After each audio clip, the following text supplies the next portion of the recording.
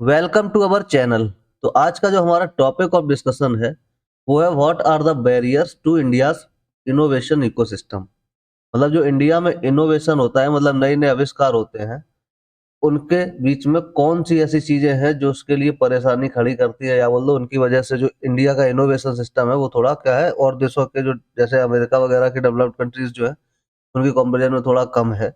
तो ऐसा क्या-क्या मतलब जो चीज़ें हैं जो अफ़ेक्ट करते हैं, क्योंकि इनोवेशन का मतलब क्या होता है? Driver of economic growth. क्योंकि अगर जितना ज़्यादा किसी देश में इनोवेशन होगा, नए-नए आविष्कार होंगे, उतना ही ज़्यादा क्या होगा, उसकी अर्थव्यवस्था बढ़ेगी और India's potential versus existing challenges. तो हम देखेंगे मतलब बेसिकली कि इंडिया में पोटेंशियल तो बहुत है, यूथ है, लेकिन चैलेंजेस क्या हैं जिनकी वजह से यहाँ पे मतलब इनोवेशन उतना ज़्यादा नहीं होता है जितना चाइना, अमेरिका वगैरह में होता है। तो आइए चलिए देखते हैं। तो इंट्रोडक्शन में देखते हैं। India has large talent pool and growing startup culture. हाँ, इंडिया में अभी क्या है कि देख रहे हैं हम लोग कि बहुत ज्यादा लोग हैं, यूथ है अपने यहाँ पे। तो क्या है, टैलेंट पूल तो बहुत है, टैलेंट की कमी नहीं है। क्योंकि देखो अगर अमेरिका में भी लोग जाते हैं लड़के पढ़ के यहाँ से, तो वो क्या है बहुत अच्छा सीईओ बस वगैरह बन जाते हैं कितने ज्यादा लोग, और कितने कितने बड़े पदों पर पहुंच जाते हैं।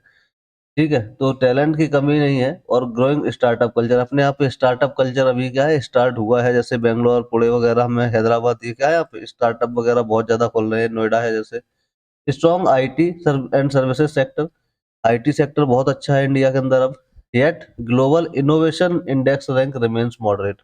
लेकिन अभी जो इनोवेशन इंडेक्स रैंक है, जहाँ पे मतलब नई चीजों की खोज होती है, उस रैंक में जो इंडिया है वो थोड़ा अभी पीछे है और देशों से, जो डेवलप्ड कंट्री है। नीड टू आइडेंटिफाई की बैरियर्स, तो उसमें मतलब हमको जानने की आवश्यकता है कि ऐसा क्यों है।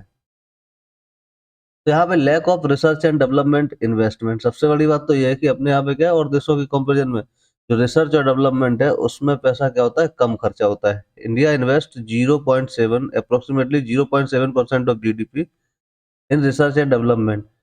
मतलब जो कि ग्लोबल एवरेज कितना है यहाँ पे, 2.5%, मतलब जो और देश है। तो अपने यहाँ पे जो इन्वेस्टमेंट है रिसर्च एंड डेवलपमेंट के सेक्टर में, उसको जीडीपी का केवल 0.7% है बस। Limited funding for long term research, और फंडिंग बहुत कम मिलती है जो अगर लॉन्ग टर्म की रिसर्च है, मतलब ज़्यादा जिसमें ज़्यादा टाइम लगता है। तो इंडिया मतलब सिंपल सा ज़्यादा रिसर्च पे फोकस नहीं कर रहा है, क्योंकि रिसर्च में अगर ज़्यादा टाइम लगता है तो वो ज़्यादा फंडिंग नहीं देता है फिर। Private sectors contribution is relatively low, और प्राइवेट सेक्टर्स जो है वो भी मतलब ज़्यादा फायदा उसमें वो नहीं लेते, ध्यान नहीं लेते हैं, कंट्रीब्यूट नहीं करते हैं, क्योंकि उन्हें क्या दिखाता है कि अपना बिजनेस दिखता है ज़्यादातर। फंडिंग चैलेंजेस क्या है, फंडिंग क्यों नहीं मिल पाती, क्या चैलेंजेस हैं? Difficult access to early stage venture capital, मतलब जो शुरुआती क्षणों में रिसर्च के जो पैसा चाहिए, जो चीज़ें चाहिए, उसके लिए फंडिंग बहुत मुश्किल से मिलता है। डिपेंडेंस ऑन फॉरेन इन्वेस्टर्स, हर एक चाहता है कि जो फॉरेन के लोग आए वो इन्वेस्ट करें यहाँ पे। भाई तुम्हारा देश है, तुमको मतलब यहाँ पे इनोवेशन लाना है, तो तुम ही फंडिंग ज़्यादा है, तुमको ध्यान देना चाहिए। बाहर के लोग करेंगे तो करेंगे, नहीं करेंगे तो नहीं करेंगे। High risk aversion in Indian financial institution, simple बात है कि इंडिया का जो फाइनेंशियल इंस्टीट्यूशंस है उसमें मतलब क्या है, थोड़ा ज़्यादा दिक्कतें हैं। Weak industry academia linkage, industry और जो एकेडमिक्स है, मतलब जैसे आईआईटीज वगैरह हैं, और उनका इंडस्ट्री से लिंकेज क्या है, थोड़ा अभी बहुत कम है। इंडस्ट्रीज अगर जब तक कॉलेजेस वगैरह जो अच्छे हैं, इंस्टीट्यूशन जैसे आईआईटीज वगैरह हैं, उनसे मिलके नहीं काम करेगी तो क्या है, दिक्कत बहुत आएंगी। Universities focus on theory not applied research, जैसे कॉलेजेस वगैरह हैं उनमें क्या है थ्योरी ज़्यादा पढ़ाई जाती है, रिसर्च पे कम ध्यान दिया जाता है। Limited collaboration between startups, corporates and academia, इनके जो स्टार्टअप या कारपोरेट सेक्टर है और एकेडमी है, मतलब कॉलेजेस वगैरह, इनके बीच में कोलैबोरेशन जो होता है वो बहुत कम होता है। जब ज़्यादा कोलैबोरेशन नहीं होता तो इनोवेशंस भी क्या है बहुत कम होते हैं। Technology transfer from lab to market is very slow, is slow. Simple सा बात है, बहुत सारे इनोवेशंस होते तो हैं लैब्स के अंदर, लेकिन उनको क्या नहीं मिल पाता, डिप्लॉयमेंट के लिए पैसा नहीं मिल पाता, तो वो कभी प्रोजेक्ट्स क्या नहीं हो पाते मार्केट में, डिप्लॉय ही नहीं हो पाते। रेगुलेटरी एंड ब्यूरोक्रेटिक हर्डल्स, क्या होता है जब कोई चीज बन भी जाए तो फिर जो सिस्टम है उससे लड़ना पड़ता है लोगों को। जैसे कि complex approval process for patents, licences and startups, कोई भी अप्रूवल बड़ा मुश्किल में मिलता है, कोई चीज इनोवेशन किया तो पेटेंट नहीं मिलता उनको, लाइसेंस नहीं मिल पाता, स्टार्टअप बना स्टार्ट करने में ही बहुत ज्यादा लोगों के पसीने छूट जाते हैं। यहाँ पे क्या है कि सिंपल सा समझ लो कि लोग मतलब कुछ काम करते भी है तो उनको भी पीठ पीछे से मतलब खींचा ही जाता है यहाँ पे। लेंथी कंप्लायंस रिक्वायरमेंट्स, कोई भी चीज़ लागू करने के लिए बहुत ज़्यादा प्रोसेस करनी पड़ती है यहाँ पे। Policy uncertainty discourages long term innovation, जो पॉलिसीज़ हैं अपने यहाँ की, वो क्या नीतियाँ बहुत ही मतलब अनसर्टेन है, पता नहीं कब क्या हो जाए, क्या बदल जाए। इसलिए जो लॉन्ग टर्म की रिसर्च होती है, वो क्या होती है अफेक्टेड होती है, क्योंकि आज कुछ और है नियम, कल कोई और नियम अमेंडमेंट हो जाते हैं, पता ही नहीं चलता कब हो जाए, क्या चेंज हो जाए। स्किल गैप्स की कमी है। स्किल गैप्स है जैसे education system emphasise rote learning, मतलब जो थ्योरी वगैरह है उस पे एजुकेशन सिस्टम ध्यान देता है, मतलब सिंपल प्रैक्टिकल एप्लीकेशंस पे उतना ज़्यादा ध्यान नहीं देता, तो उतना ज़्यादा लोग क्या है मतलब विकसित नहीं है दिमाग रिसर्च के बारे में। Lack of critical thinking and innovation mindset, simple बात है, सोचने की क्षमता जो है और इनोवेशन जो है वो थोड़ा क्या हो जाता है फिर कम हो जाता है, दिमाग वो उतना ज़्यादा सोचता नहीं है। सिंपल बात है, थ्योरी पढ़ाओगे तो लोग प्रैक्टिकल कहाँ से सीखेंगे उतना ज़्यादा। Shortage of skilled researchers engineers and technician, इसीलिए जो रिसर्चर हैं, जो स्किल्ड रिसर्चर इंजीनियर या टेक्नीशियन, उनकी क्या है बहुत ज़्यादा कमी है, क्योंकि उनको रिसर्च करवाई ही नहीं जाती। Intellectual property issues, property issue जब कोई देखते हैं क्या है यहाँ पे, low awareness about intellectual property among startups and researchers. Patent filing process is very slow and expensive, अगर पेटेंट वगैरह कराओगे भी किसी इनोवेशन किया तो बहुत स्लो है और पैसा भी बहुत खर्चा करना पड़ता है, इसलिए लोग क्या पीछे पीछे हट जाते हैं।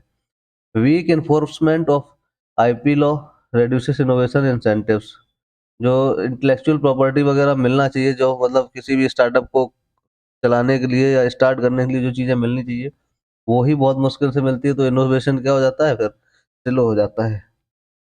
Infrastructure and digital divide, simple बात है कि जो इंफ्रास्ट्रक्चर वगैरह है वो उतना अच्छा नहीं होता है, तो सिंपल है, limited access to high quality lab testing facilities, इतनी अच्छी लैब नहीं है इंडिया में, टेस्टिंग फैसिलिटीज नहीं है, तो सिंपल सा बात है क्या है इनोवेशन भी कम होगा। Uneven digital infrastructure between urban and rural areas, urban areas में तो चलो थोड़ा बहुत ठीक ठाक है digital infrastructure, but rural area में तो कुछ भी नहीं है, तो इनोवेशन भाई कहाँ से हो जाए। Low technology adoption in agriculture and manufacturing, जो टेक्नोलॉजी का एडॉप्शन है वो अभी एग्रीकल्चरल सेक्टर में उतना ज़्यादा हुआ नहीं है, ना मैन्युफैक्चरिंग सेक्टर में, तो सिंपल बात है क्या है कि इनोवेशन भी कहाँ से हो, नए नए आविष्कार भी कहाँ से हो। जब टेक्नोलॉजी अच्छी होती है तो लोग दिमाग और लगाते हैं, उससे भी अच्छा करने की सोचते हैं। जब पहले ही से नहीं है तो लोग क्या कर देंगे, कहते हैं चलो ठीक है इसी में लगे रहो। कंक्लूजन एंड वे फॉरवर्ड, तो सिंपल सा क्या है यहाँ पे क्या निकलता है, यहाँ से निष्कर्ष देख लेते हैं। Barriers include low research spending, weak industry academia linkages, regulatory issues and IP challenges. Research पे कम खर्च होता है यहाँ पे, इंडस्ट्री और एकेडमिक्स के बीच में लिंक कम है, मतलब मिलके काम नहीं करते ज़्यादा, और उसके बाद रेगुलेटरी इश्यूज, मतलब जो पॉलिसीज वगैरह है उनकी दिक्कत है, और जो इंटेलेक्चुअल प्रॉपर्टी जो मतलब स्टार्टिंग में जो चीज़ें मिलनी चाहिए वही प्रोवाइड नहीं होती है यहाँ पे, इसलिए रिसर्च भी क्या है कम है। नीड फॉर क्या जरूरत है, increase public and private research and development funding, public sectors companies जो है और प्राइवेट सेक्टर्स हैं दोनों ही का क्या है मिलके फंड करना चाहिए रिसर्च और डेवलपमेंट को। स्ट्रेंथनिंग इनोवेशन पॉलिसीज, जो इनोवेशन की पॉलिसीज हैं उनको मजबूत बनाना चाहिए ताकि लॉन्ग टर्म इनोवेशन रिसर्च क्या हो सके और अच्छे से काम कर पाए। फिर उसके बाद है promoting startup university industry corporate collaboration, जो स्टार्टअप्स हैं कॉलेजेस हैं और यूनिवर्सिटीज हैं मतलब और इंडस्ट्री वगैरह, इनको साथ में मिलकर क्या करना चाहिए रिसर्च की वर्क करना चाहिए। Building strong IP ecosystem, intellectual property system अच्छा होना चाहिए, इकोसिस्टम मजबूत। India can become a global innovation hub with the right reforms, अगर सही से रिफॉर्म्स किए जाएंगे, बदलाव किए जाएंगे पॉलिसीज में, तो इंडिया क्या बन सकता है इनोवेशन का हब बन सकता है। बट जब तक ये सारी चीज़ें नहीं होंगी तब तक रिसर्चर्स क्या होंगे सही से काम ही नहीं कर पाएंगे। और अपने पास इतना टैलेंट है, बाहर जाके लोग करते हैं लेकिन अपने इंडिया में ही रिसर्च नहीं हो पा रहा है, तो यही सब चीज़ें हैं ध्यान देने वाली, जिससे क्या होगा अगर रिसर्च में करना है अच्छा तो कर पाएंगे, अदरवाइज क्या होगा दिक्कत होगी। चलिए तो इस लेक्चर में यहीं तक, आगे के लिए ऐसे ही हमारे साथ जुड़े रहिए, चैनल को लाइक कीजिए शेयर कीजिए और सब्सक्राइब कीजिए। धन्यवाद।